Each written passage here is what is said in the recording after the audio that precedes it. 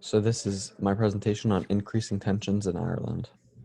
So my personal relation to Ireland, my father is an immigrant of the Republic of Ireland. The majority of my family lives in County Cork, and still to this day, I have been to the Republic of Ireland 4 times to visit family. So this is the entrance to my family's home in Youghal.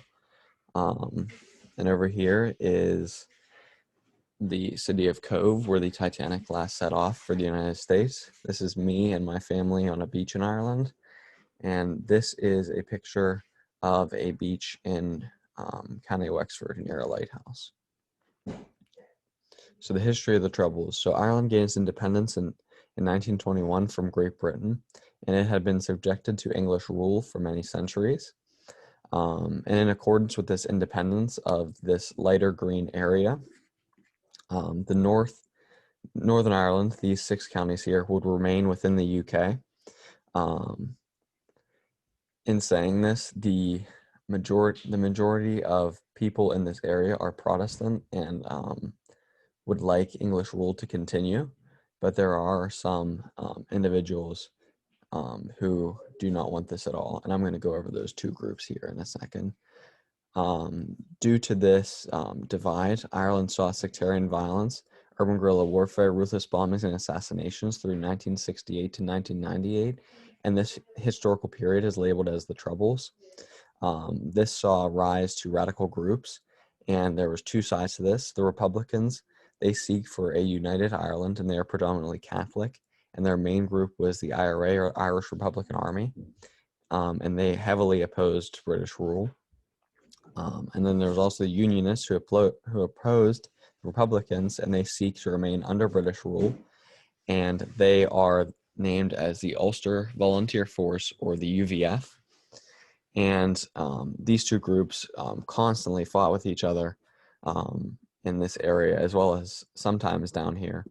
And the British Army ended up getting involved to quell the violence, and this only heightened tensions and led to multiple terrorist attacks and bombings and what have it. And in the next slide, my father is going to give his own personal account of what he saw when he traveled to Northern Ireland, and how it hindered his travel between the 2 countries, and what happened to him.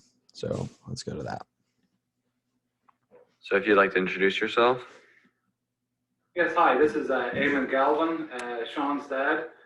I'm here today to talk about part of Sean's presentation and my earlier life growing up in Ireland as it relates to Sean's presentation.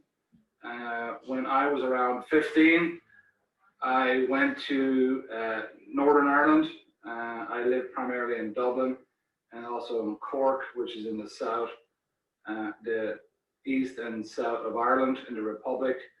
And we had the opportunity to go visit the north of Ireland when I was 15. As a team, we played together, and we went up there to play a game, and then they came down and we stayed with us and played a game of football with our club.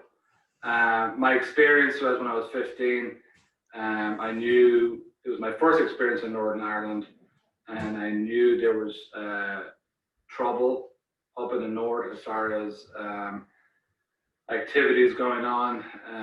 I guess what I'm really trying to say is that we had the opportunity to stay up with a family over a long weekend.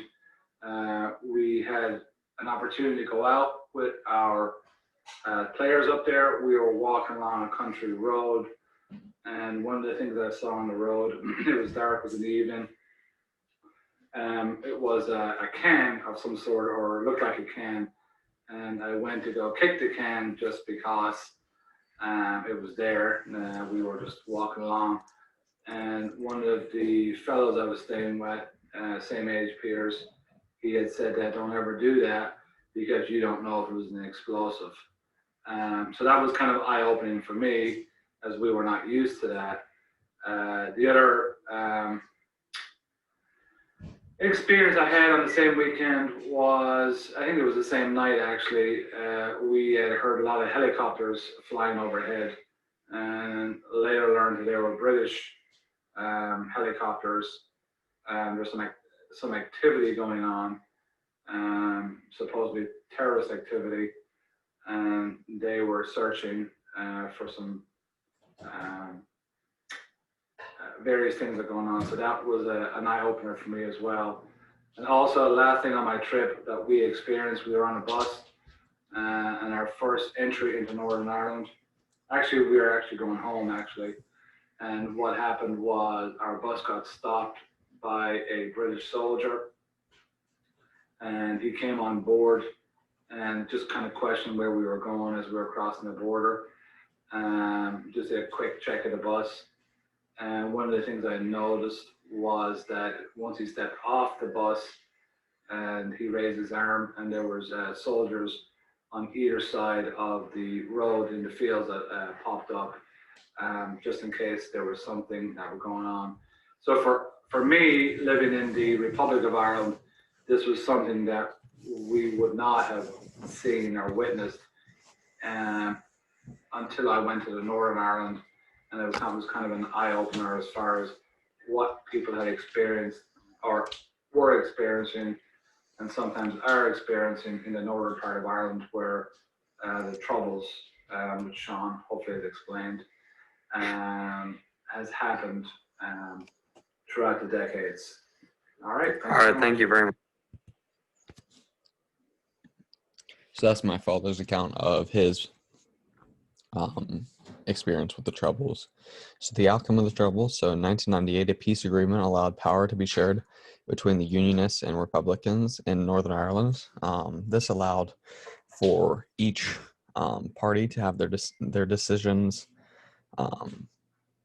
their opinions to be heard, and a decision to be made. Radical groups were disbanded on both sides. This included the IRA and UVF. Peace walls were also constructed between Catholic and Protestant neighborhoods to make sure that violence did not occur again. Northern Ireland did remain within the UK. And radical groups, as I said, they were disbanded. They became political organizations. So the IRA became Sinn Féin, and the UVF became the Democratic Unionist Party. And an open border and free trade was implemented in between Northern Ireland and the Republic. So here's a quote from Jim Doyle of San Francisco Chronicles. So no area in Belfast, the capital of Northern Ireland, is safe or neutral. Taxi cab companies serve different areas within Belfast and will not venture into the Protestant neighborhoods if they serve Catholics. So this goes to show you the reason why the peace walls are implemented, and the repercussions of this, and kind of like almost like a segregation, to be honest with you. So increasing tensions and Brexit. So in June 2016, Great Britain decided to leave the European Union. So this made it difficult for trade and commerce to happen between the Republic of Ireland and Northern Ireland, since the Republic of Ireland is still part of the European Union, and Northern Ireland, being a part of the UK, has left the European Union as well. This could lead to the implementation of a hard border, which would disrupt commerce and heavily impact the livelihoods of those who sell goods between the two regions. Sometimes individuals cross the border 4 to 5 times per day to socialize, play sports, trade goods. And this would heavily impact those activities as well.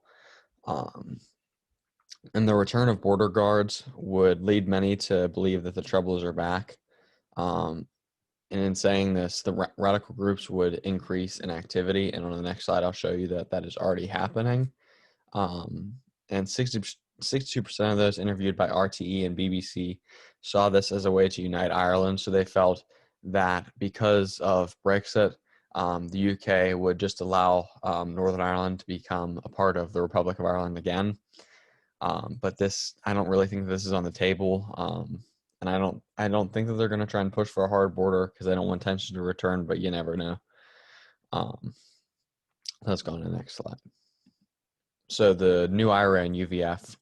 So the new IRA emerged from three IRA groups that splintered off of the Provisional IRA. The Provisional IRA was the was the group that participated in the Troubles that was opposed to the UVF and the British Army.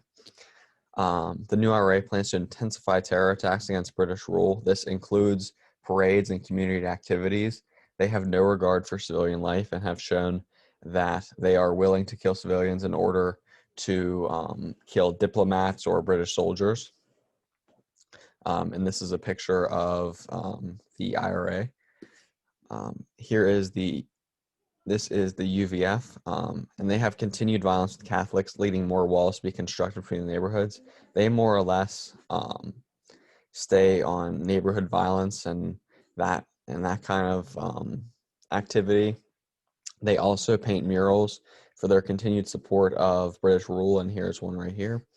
And activity has increased exponentially after Brexit and after the collapse of the power sharing agreement. So as I stated before, that power sharing agreement allowed for the Republicans and Unionists to share power and make decisions, but that ended up collapsing. And that led the British government to get involved, and that frustrated people on both sides. I'm going to go into that on the next slide. So economic decline in Northern Ireland. So Northern Ireland has the worst economy in the EU. As I said before, the power sharing agreement collapsed, leaving Northern Ireland without local representation.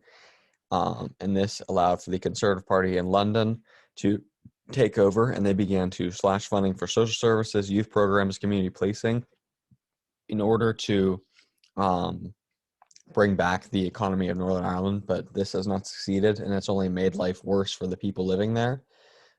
EU goods are taxed more and heavily regulated due to Brexit, leading to more poverty since people can't really pay for the goods anymore since they're so overpriced. And 1/3 of children live in poverty in Northern Ireland, and that's really bad because then that leads them to seek refuge in radical groups. And I know of one story where a gentleman couldn't pay for $150 certification to start building, so he ended up joining the IRA just to have something to do with his life, which is not good. So that's all based on economic decline and mismanagement from the British government. So increasing anti-Irish sentiment. So the Irish have constantly been looked down upon over the years, especially by the British. Catholics are a visible minority in Northern Ireland, and radical groups overshadow the actions of normal Catholics. So this leads to, as I said above, an anti-Irish sentiment. And I know that when my father flies into airports that are in Great Britain, he is taken aside and looked at more heavily than those who are coming in. So this is kind of a big deal, and it's still happening to this day. And to give you another example, here's a quote from Elroy Cahill, an Irish citizen who teaches in England. And apparently and you can read this yourself, but I don't really want to say that in my presentation. So give you a second. All right, well, thank you very much for listening, and I hope that you learned something new and that you look further into the conflict of Ireland and its past. So thank you very much.